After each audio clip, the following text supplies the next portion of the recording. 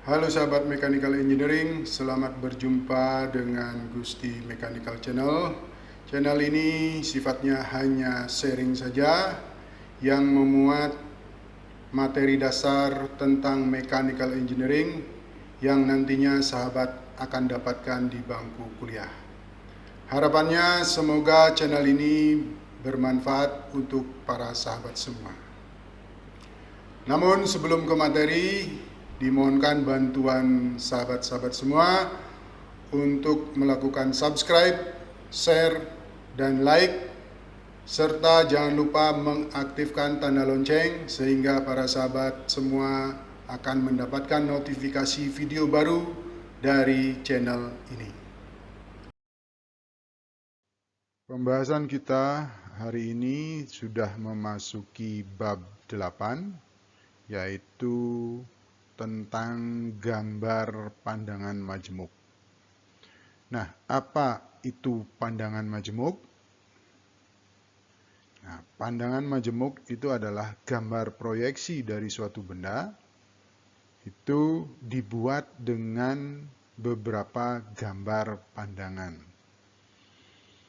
Jadi, kalau kita ingin membuat gambar proyeksi dari suatu benda, nah itu akan nanti diwakili dengan beberapa gambar pandangan. Nah, itulah yang dimaksud dengan gambar pandangan majemuk. Nah, contoh gambar pandangan majemuk adalah seperti ini. Jadi ada suatu benda, ya. Nah, kemudian gambar proyeksinya itu terdiri dari beberapa gambar pandangan. Nah, di sini dicontohkan hanya 2 buah gambar pandangan.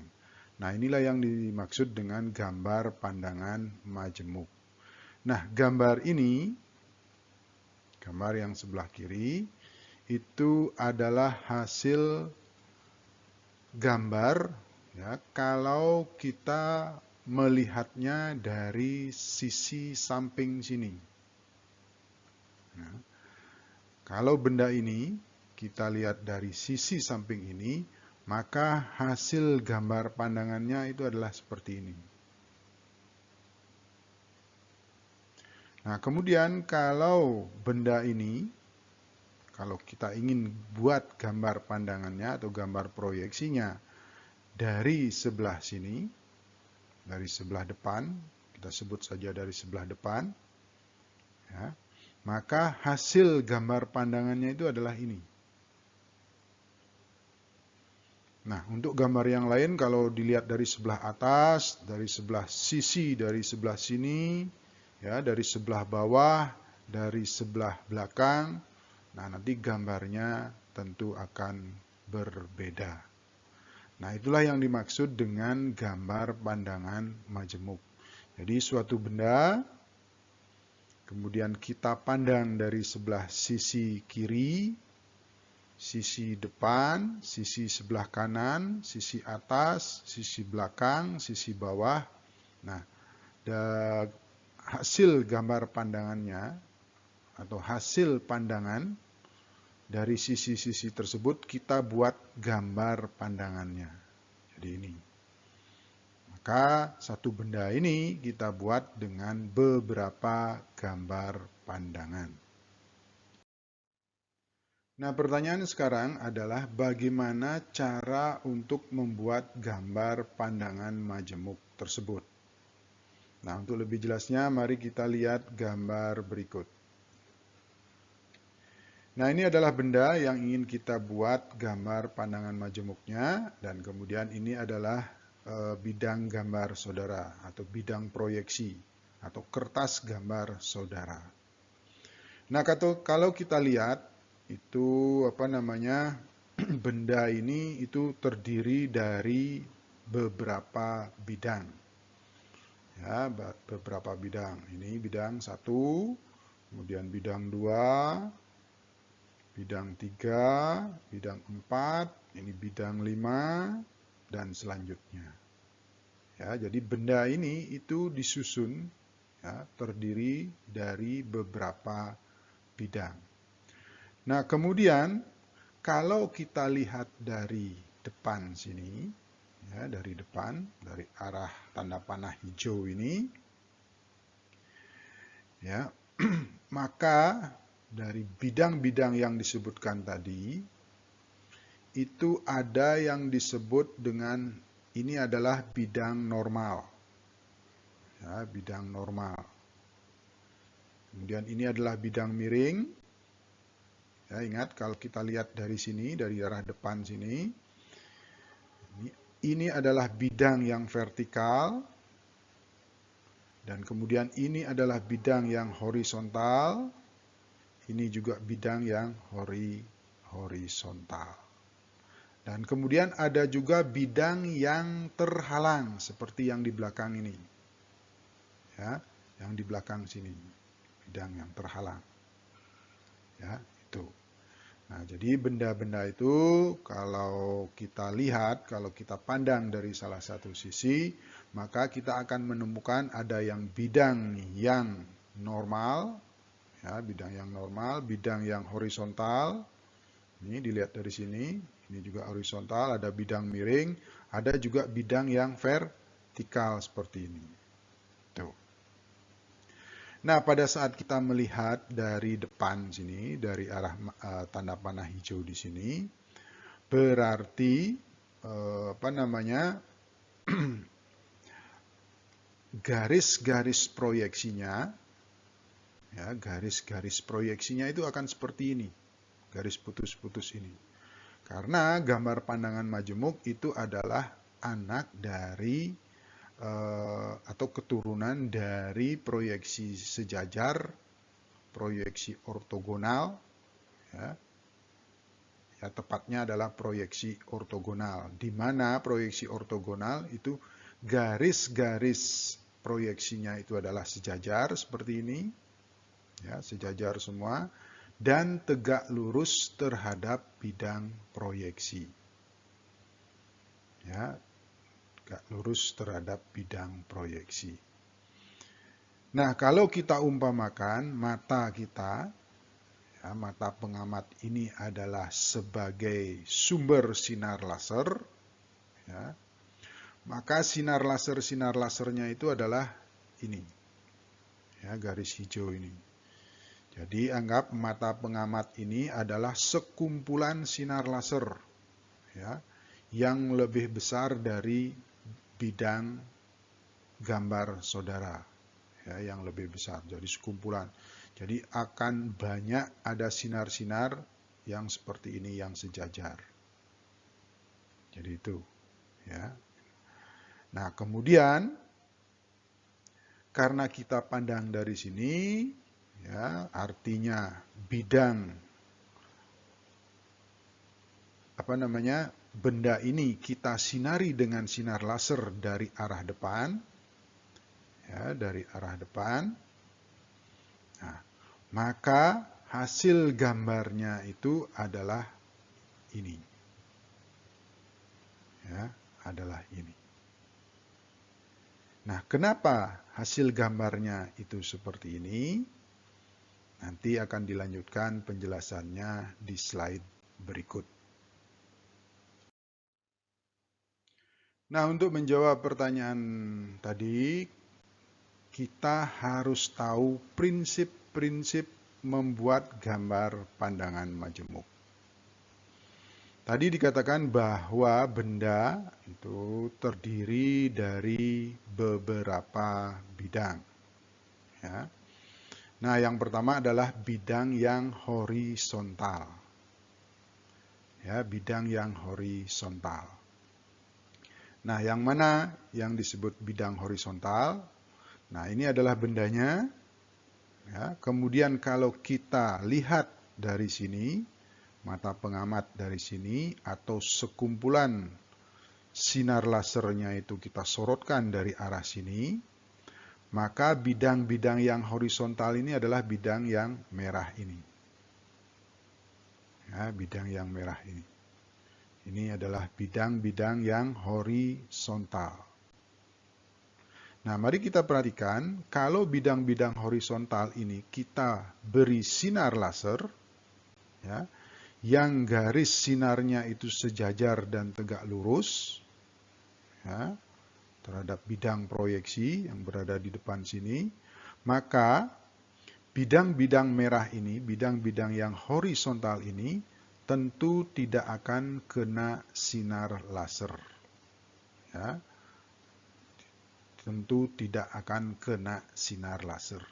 Nah, akibatnya adalah karena tidak kena sinar laser, maka bidang-bidang yang horizontal dari arah pandangan, dari arah mata pengamat, itu tidak perlu digambar. Jadi bidang merah-merah ini tidak perlu digambar. Ya.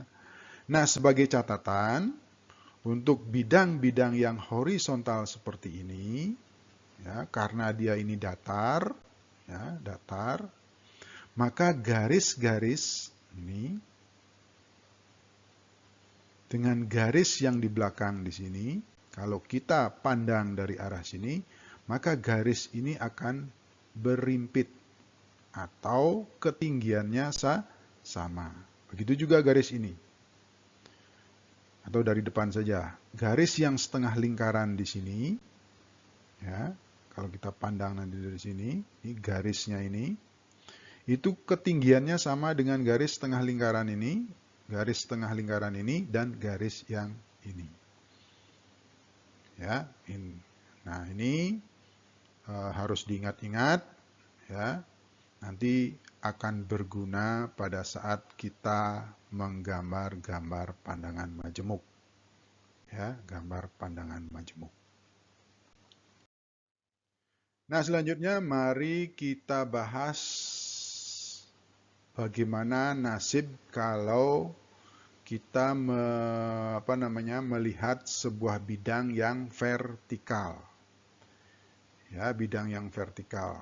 Jadi bidang vertikal ini, untuk lebih jelasnya, itu adalah jika pintu terbuka dengan sudut 90 derajat, ya, pintu dibuka dengan diputar pada engselnya 90 derajat. Nah, kemudian kita berdiri di sisi sampingnya. Nah, maka bidang itu disebut dengan bidang vertikal, atau pintu tersebut disebut dengan bidang yang vertikal. Nah, untuk lebih jelasnya, mari kita lihat yang berikut. Jadi ada benda seperti ini, ya, kemudian kita lihat dari arah pandangan hijau ini, maka yang disebut dengan bidang yang vertikal itu adalah yang merah ini. Ya, jadi bidang ini, kalau kita lihat di sini, dari sini, maka sama dengan kalau kita melihat pintu yang dibuka 90 derajat. Kemudian kita tepat berada di sampingnya, di sisi sampingnya. Nah, itu ada pintu itu adalah disebut dengan bidang vertikal. Nih. Nah, bagaimana kalau kita menjumpai sebuah bidang yang vertikal dalam membuat gambar pandangan majemuk? Nah, bidang vertikal ini itu tidak juga kena sinar. Ya. Jadi arah-arah sinarnya, sinar lasernya itu ke sini, maka bidang vertikal ini, ya, bidang yang di sini ini, itu tidak kena sinar. Ya, tidak kena sinar. Anggap pintu yang Anda yang berdiri di depannya itu adalah tebalnya seperti kertas, ya, tebalnya seperti kertas. Maka bidang pintu atau bidang vertikal ini, kalau kita lihat dari sini, maka bidang yang merah ini itu tidak kita gambar, ya, karena dia tidak kena sinar, ya. Ya, ini tidak digambar karena dia tidak kena sinar.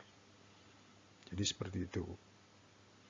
Nah, sebagai catatan juga, ini garis depan dan belakang itu berimpit.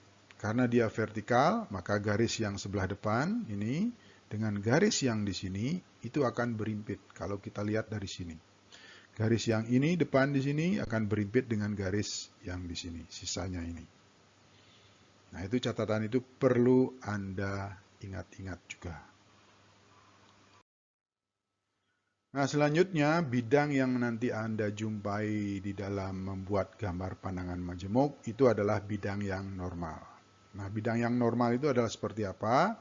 Yaitu kalau Anda melihat atau kalau Anda berdiri tepat di depan sebuah pintu yang dalam keadaan tertutup. Nah, pintu tersebut itu merupakan bidang yang normal. Ya, nah nanti kalau Anda menjumpai di dalam membuat gambar pandangan majemuk itu adalah ada bidang yang normal. Nah, apa yang Anda harus lakukan? Nah, ini adalah benda. Kalau kita lihat dari kita berdiri di depannya atau berdiri di atau kita pandang dari arah panah hijau ini, ya, atau kita sorot dengan sekumpulan sinar laser dari arah sini, maka bidang yang normal itu adalah yang ini, yang merah ini. Nah, kalau Anda menjumpai bidang yang normal seperti ini, ya, berarti bidang normal ini itu kena sinar laser. Ya, kena sinar laser ini. Ya, kena sinar dari laser, sekumpulan sinar-sinar laser ini kena. Ya, sinar lasernya yang sejajar dan tegak lurus terhadap bidang proyeksi. Ini bidang ini kena sinar laser. Ya. Nah, karena dia kena sinar laser, maka dia harus digambar. Nah, hasilnya adalah gambarnya adalah seperti ini. Ya, hasil gambarnya adalah seperti ini. Jadi bidang ini karena kena sinar laser, ya, maka digambar seperti ini. Tuh. Yang tidak kena sinar laser, ya tentu tidak digambar. Ya. Oke, fokus ke bidang yang normal dulu. Nah, bidang yang normal lain itu adalah ini. Ya, bidang normal yang lain. Jadi bidang ini itu akan kena sinar laser. Ya, kena sinar laser bidang ini, kena sinar. Ya. Nah, karena kena sinar, maka harus dibuat gambarnya. Nah, ini. Nah, kenapa garis hijau? Ini garis hijau. Ini dengan garis merah yang di sini itu berimpit. Nah, garis hijau yang ada di sini dengan garis merah yang ada di sini itu terletak pada bidang horizontal yang sama. Nah, ingat catatan tadi, kalau kita melihat atau memandang suatu benda dari arah tertentu dan bidang tersebut adalah horizontal, maka garis yang berada di depan dengan garis yang berada di belakang itu berimpit. Nah, itu tadi guna daripada catatan yang disebutkan tadi.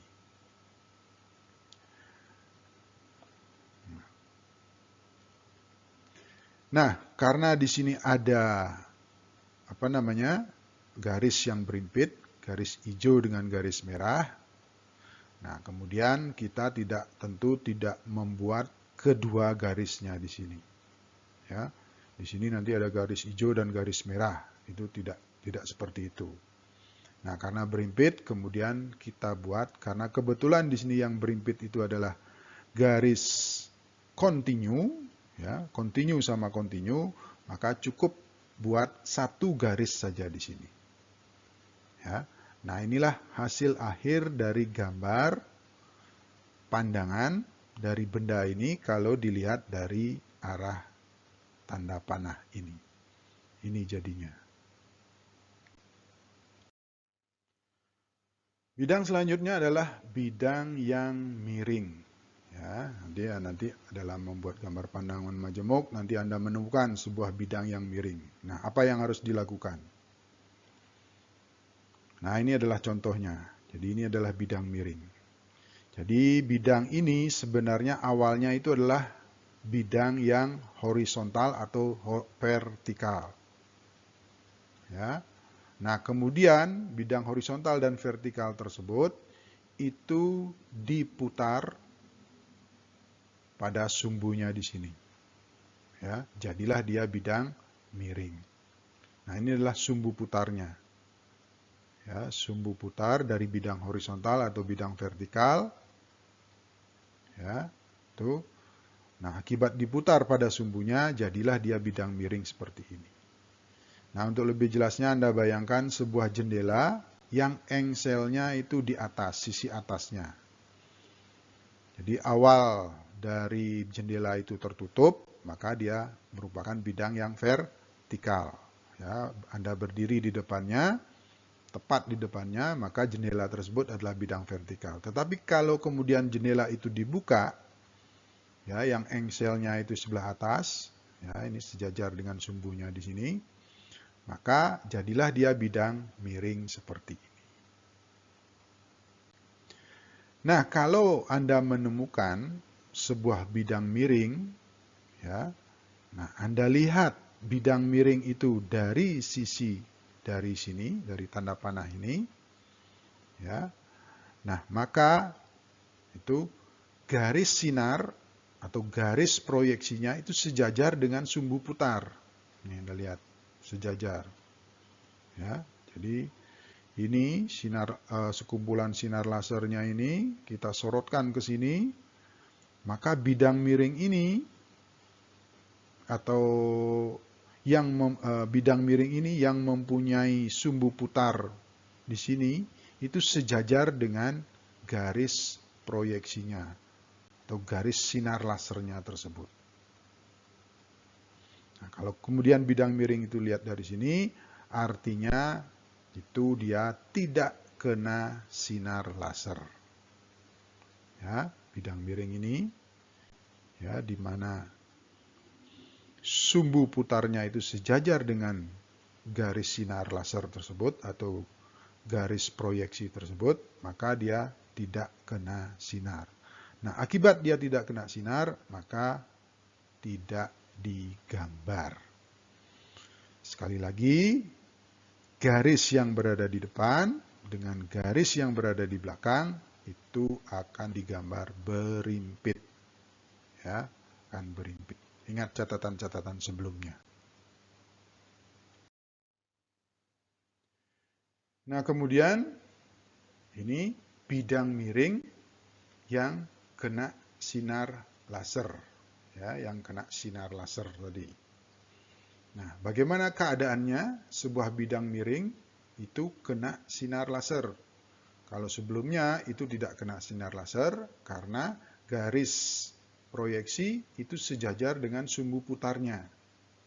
Ya. Nah, sekarang adalah yang kena sinar, bidang miring yang kena sinar. Keadaannya seperti apa? Nah, ini Anda lihat di sini. Kalau tadi dipandang dari sini, sinar lasernya itu arahnya dari sini, maka dia sejajar dengan sumbu putarnya. Nah, sekarang kalau kita pandang dari sini, atau sinar lasernya itu kita arahkan dari sini, maka itu tegak lurus, sinar lasernya ini, atau sinar proyeksinya ini, atau garis proyeksinya ini, itu akan tegak lurus terhadap sumbu putarnya ini. Ya. Maka bidang miring yang ada di sini, ya, bidang miring yang ada di sini, itu akan kena sinar laser. Nah, karena kena sinar laser, maka bidang miring ini itu dibuat gambarnya. Nah, ini. Nah, tapi catatannya kalau Anda menemukan bidang miring yang kena sinar, maka panjang garisnya itu yang Anda gambar itu berbeda. Ya, nah untuk lebih jelasnya Anda lihat gambar ini. Jadi kalau kita berdiri tepat di depan sebuah jendela yang dibuka, ya, ini. Nah, ini adalah panjang dari bidang miringnya ini, adalah ini, ya, ini. Ini. Nah, yang kita gambar di sini, karena kita lihat dari sini, yang kita gambar di sini, panjang garis ini, itu tidak sepanjang ini, tetapi hanya sepanjang ini saja. Ya, jadi garis yang di sini, ya, itu identik dengan yang di sini. Nah, garis yang miring di sini, itu identik dengan yang di sini. Nah, karena kita lihat dari sini, ya, maka garis bidang miring ini yang kita gambar itu hanya sepanjang ini. Tidak sepanjang ini. Nah, bidang yang terakhir yang nanti akan Anda jumpai itu adalah bidang yang terhalang. Ya, tadi sudah disebutkan di awal, itu ada bidang yang terhalang.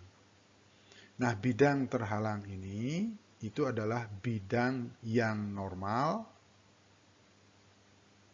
Ya, bidang yang normal yang kena sinar tembus. Ya, ini adalah bidang yang terhalang. Ini adalah yang kita bicarakan di sini adalah bidang yang normal yang kena sinar tembus. Ya, untuk lebih jelasnya Anda lihat gambar berikut. Nah, kalau Anda lihat dari sini, ya, nah bidang yang terhalang atau bidang normal yang kena sinar tembus itu adalah bidang yang di belakang ini. Dinding yang di belakang di sini. Itu adalah bidang normal, ya, yang kena sinar tembus karena terhalang oleh bidang yang di depannya. Nih, ya, tuh. Maka kita istilahkan dengan bidang yang normal yang kena sinar tembus. Nah, bagaimana perlakuan kalau Anda menemukan bidang yang normal atau bidang yang terhalang? Ya, ini yaitu bidang normal yang kena sinar tembus, maka itu digambar dengan garis putus-putus yang merah itu. Ya, garis putus-putus yang merah.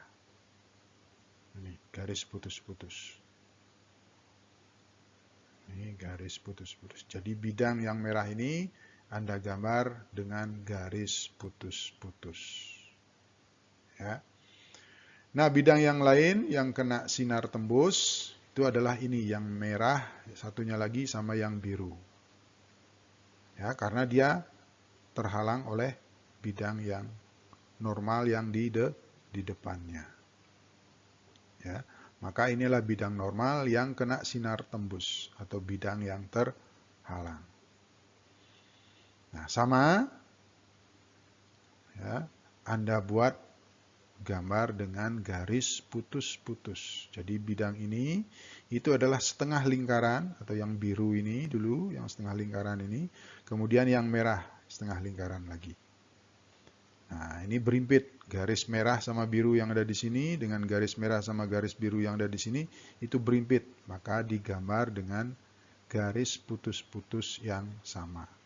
Jadi garis ini itu akan berimpit dengan garis merah yang di sini. Karena dia berada pada bidang horizontal yang bidang horizontal yang sama ini. Tuh garis putus-putusnya di sini berimpit. Ya. Nah, itu. Nah, di sini antara bidang normal yang kena sinar langsung adalah yang hitam ini, yang atas di sini digambar dengan garis kontinu. Kemudian bidang normal yang kena sinar langsung yang di sini itu digambar dengan garis kontinu juga. Nah, di sini Anda menemukan ada garis-garis yang berimpit. Ini garis merah dengan garis hitam. Itu berimpit. Ini garis hitam dengan garis biru berimpit. Ini sini. Nah, di sini ada garis merah, garis hitam, garis biru ini berimpit. Nah, gambar Anda jangan seperti ini. Anda harus finishing lagi. Ya, Anda finishing lagi. Nah, kalau ada garis-garis yang berimpit, hierarkinya itu adalah garis kontinu dulu, kemudian baru garis putus-putus. Jadi yang menang itu adalah garis kontinu. Ya.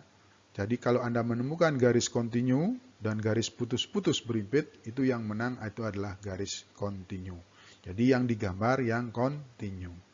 Nah, kemudian kalau gambar ini kita finishing menjadi sebuah gambar yang final, ya, gambar pandangan dari sini, ya, gambar final dari pandangan dari sini, itu adalah gambarnya adalah seperti ini.